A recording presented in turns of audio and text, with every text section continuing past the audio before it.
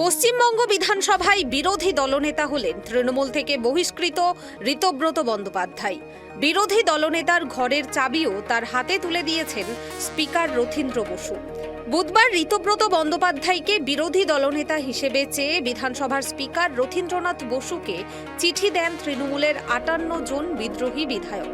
স্পিকারকে দেওয়া চিঠিতে 58 জন বিধায়কের সই থাকলেও এদিন ঋতব্রত জানান আপাতত 58 জন, আরও 2 জন আছেন, তারা এখন রাজ্যের বাইরে আছেন। তাদের সমর্থন এলে এই সংখ্যা 60 হবে। তবে বাকি তৃণমূলের 20 জন বিধায়ক কি অধিবেশনে বলার বা বিরোধী ঘরে বসার সুযোগ পাবেন? এই প্রশ্নের উত্তরে বিরোধী দলনেতা জানান 20 জন বিধায়কের দায়িত্ব তার নেই, তার দায়িত্ব এই 60 জন বিধায়কের। কিন্তু এটা গোটাটা একটা 58 জনের টিম আপাতত।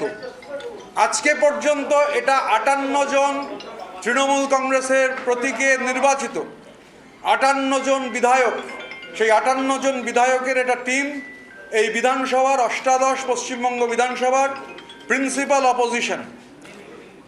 আমি বলছি আপাতত এই জন্যে, কেননা আমি আরও 2 জন আছেন যারা এই মুহূর্তে এখানে নেই, রাজ্যের বাইরে আছেন, তারা তাদের যে বক্তব্য সেটা জানিয়ে দেবেন। তো 60 হবে, সেই 2 জনের সম্মতি যেহেতু আছে তাই আমি 60 বললাম। আমি 60 জন, আমি গতকাল বলেছিলাম আমি ঋতব্রত বন্দ্যোপাধ্যায় আর সন্দীপন সাহা ছাড়া কারুর দায় দায়িত্ব নিতে অপারগ। কিন্তু এখন আমরা সবাই 60 জন, আমাদের 60 জনের দায় দায়িত্ব নিতে প্রস্তুত, যে কারণে আমরা এখানে হাউসে স্বাভাবিকভাবে এই 60 জনই হচ্ছে প্রিন্সিপাল অপোজিশন। তো বাকি 20 জনের কোনো দায়িত্ব আমরা এই মুহূর্তে নিতে পারবো না। আমরা এখানে এই পশ্চিমবঙ্গ অষ্টাদশ বিধানসভার ভেতরে ঘাসফুলের প্রতীকে যারা জিতেছেন তার মধ্যে 2/3 বেশি বিধায়ক হচ্ছে আমরা। তাহলে পার্লামেন্টারি নর্মস যা রয়েছে, আমরা তো পার্লামেন্টারি নর্মস অনুযায়ী we are the real principal opposition here.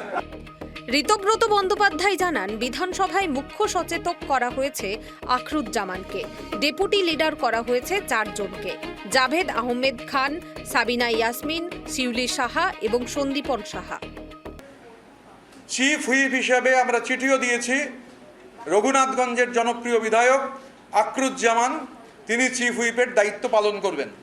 এবং ডেপুটি লিডার হিসেবে 4 জনকে আমরা ঠিক করেছি, তারা ডেপুটি লিডারের ভূমিকা পালন করবেন।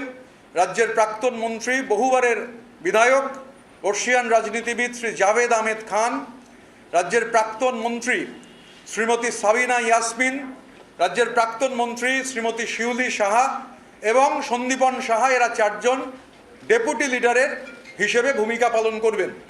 আমরা 58 জন বিধায়ক শুরুতেই বলেছি আপাতত তাদের সই করা সমর্থন, সেই সমর্থনের চিঠি রাজ্য বিধানসভার মাননীয় অধ্যক্ষকে আজকে দিয়েছিলাম।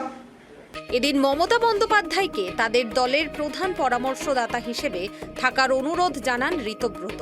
তবে অভিষেক বন্দ্যোপাধ্যায়ের সঙ্গে তাদের দূরদূরান্ত সম্পর্ক নেই বলে মন্তব্য করেন তিনি। মাননীয়া মমতা বন্দ্যোপাধ্যায়কে আমাদের প্রধান পরামর্শদাতা হিসেবে থাকবার জন্য অনুরোধ জানাচ্ছি। আমি আবার বলছি, আমি মাননীয়া মমতা বন্দ্যোপাধ্যায়কে আমাদের এই পরিষদীয় দলের প্রধান পরামর্শদাতা হিসেবে থাকবার অনুরোধ জানাচ্ছি। তিনি থাকুন আমাদের পরামর্শদাতা হিসেবে। আমরা নিশ্চিতভাবে তার পরামর্শ পেলে আমরা গঠনমূলক এবং সদর্থক বিরোধীর ভূমিকা ভালোভাবে পালন করতে পারবো, এ নিয়ে কোনো সংশয় নেই। তিনি থাকুন আমাদের পরামর্শদাতা হিসেবে, আমরা তার কাছে অনুরোধ জানাই।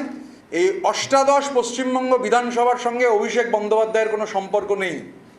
অভিষেক বন্দ্যোপাধ্যায়ের সঙ্গে অষ্টাদশ পশ্চিমবঙ্গ বিধানসভার দূর দূরান্তের কোনো সম্পর্ক নেই। সইকাণ্ড প্রকাশ্যে আসার পর থেকেই তৃণমূলে ফাটল চওড়া হতে শুরু করে। আর এখন বলাই বাহুল্য তৃণমূল মমতার হাতছাড়া। মমতা বন্দ্যোপাধ্যায়ের পরবর্তী পদক্ষেপ কী হয়, এখন সেদিকেই তাকিয়ে রাজনৈতিক মহল। Bureau report, KTV Bangla.